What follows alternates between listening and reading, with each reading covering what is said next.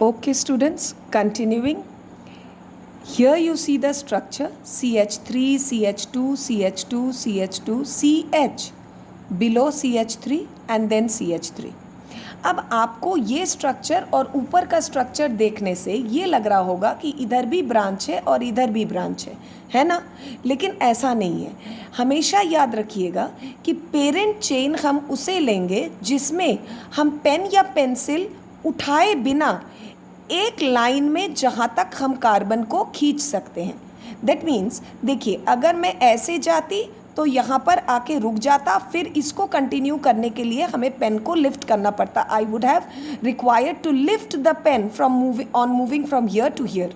Yes, अगर मैं ऐसे आती तो coming to here you see again I haven't lifted the pen, so this for counting this I would require to lift my pen.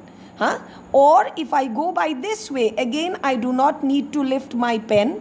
Okay, I can go this way and for this I require to lift my pen. तो हमें वो chain को देखना है जिसमें सबसे ज़्यादा number of carbon atoms आ सके without lifting the pen. So 1 2 3 4 5 6. एक और तरीके से 6 हो सकता था. आप इधर देखिए 1 2 3 4 5 6. In either of the cases, the two position would have been the branch. If I consider is this way, this is the branch. If I consider it this way, again this is the branch. So the branch is connected to the second carbon. Now coming to the root word, कितने carbon है? 6 carbon है, तो root word क्या हो गया? Hex. Again आपका branch कौन सा है? 1 carbon with YL, so methyl. So what will be the name? Remember, आपका ब्रांच जिस कार्बन में है उस कार्बन का नंबर भी लिखना होता है.